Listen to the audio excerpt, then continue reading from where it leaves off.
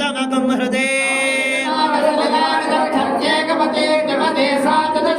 अष्टापदे नवपदे बभूवसि सहस्राक्षरा परमेभ्यो पार्वतीपतये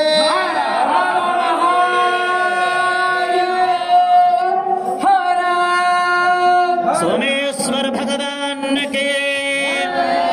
पार्वती माता के जय जय हे भक्तवत्सले परम पावनी विश्वपूजिते